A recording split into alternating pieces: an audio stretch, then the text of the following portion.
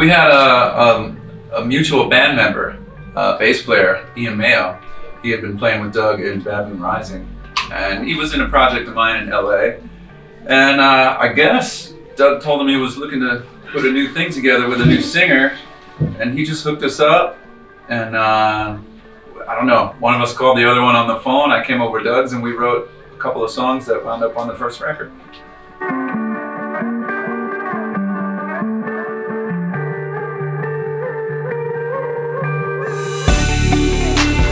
We always like to get together in person and write and create the ideas for songs. We weren't thinking of exactly the record, what it was going to be yet. We just wanted to start writing some music together, and it's always great. I'll play something and Keith will start singing, and then he'll record it on his phone. We get together on a few things like that, and before you know it, you have 3 or 4 song ideas that have really good potential. And then we'll go apart and kind of develop them and stuff, get back together, and then we kind of make a rough demo.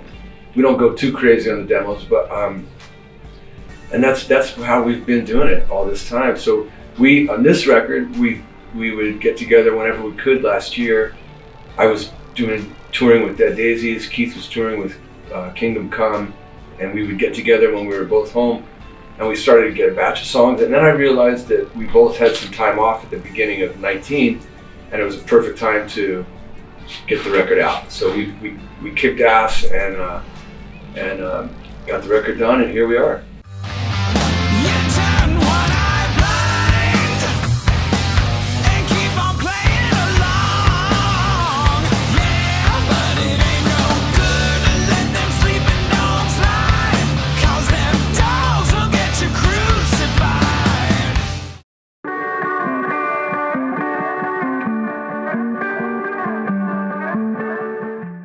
Well, first of all, the other projects we work in are generally, I don't know how to say it, you know, they're kind of established, more marquee projects, and we're not really the bosses of what's going on. It's not our per se project that we own everything. So the first and foremost thing is that Burning Rain is our band, and it's been our baby since, like you said, sometime in '98. So that's the biggest thing. As far as all the other dynamics, I mean, everybody's different. All those other artists that we work with, you know, David Coverdale, Ronnie Montrose, you know, all the guys in the Dead Daisies, George Lynch. I mean, they're all different people. So it's all a very different dynamic. For us, you know, when we write songs, as Doug said, we like to get together, do it in person, sit in the room together, feel the vibe together, and the songs are our destiny only.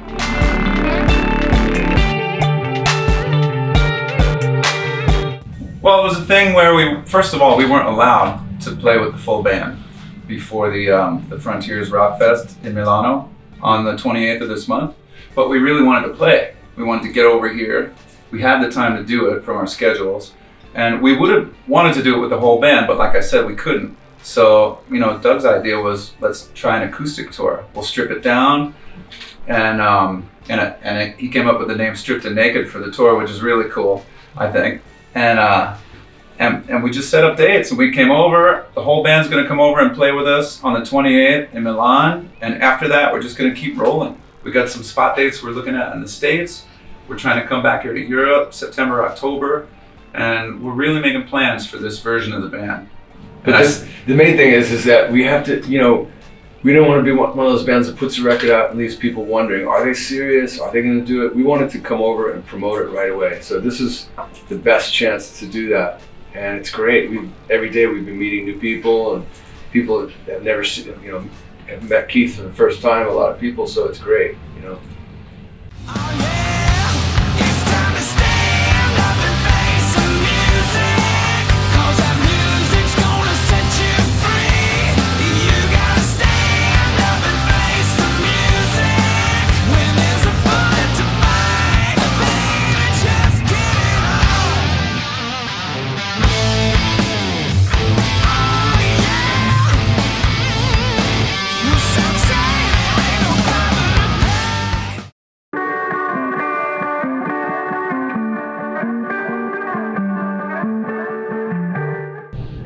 very important to work with those types of caliber people. That, you know, speaking for myself, working with Ronnie Dio was, I learned so much from him about how to perform and how to own your instrument and own your performance and really make it count. You know, Ronnie, he made every performance count, and he sang like it was his last chance every time.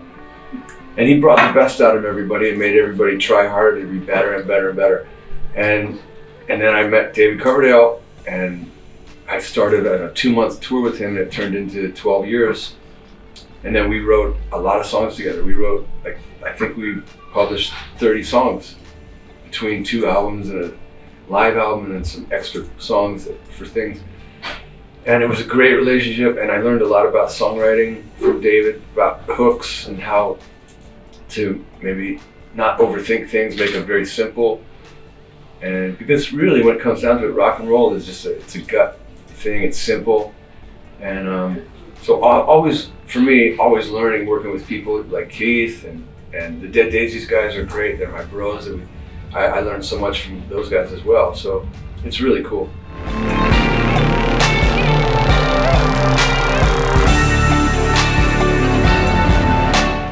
Mine a lot of it was the guys from England, you know, Jimmy Page and Jeff Beck, Eric Clapton, Pete Townsend, Gary Moore from Ireland, Michael Schenker from Europe, from Germany, and Uli John Roth, but Tony Iommi, all these European and English guys.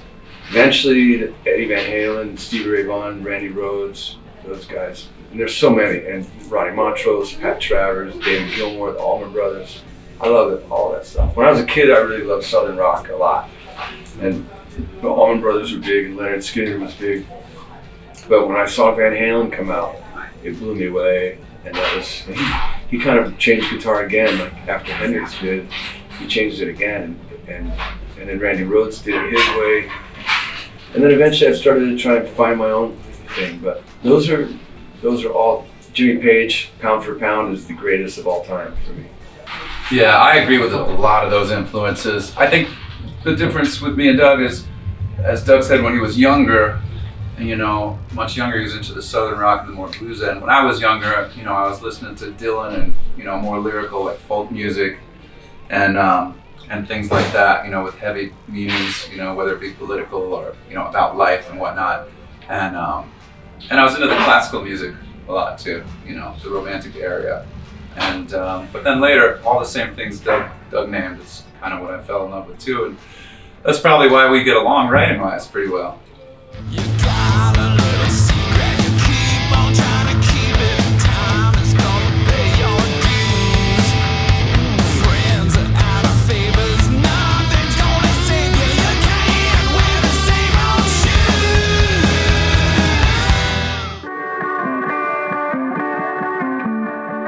Well, we've got another 3 weeks of promoting the record and kind of setting it up, and then we're gonna hit Frontiers Festival, as we mentioned, on the 28th of April. I'm speaking for myself. I'm gonna go home and chill for a few days, just catch up with the family, stuff like that. But we've got a lot of Burning Rain's business to do, so just a couple days, that's it.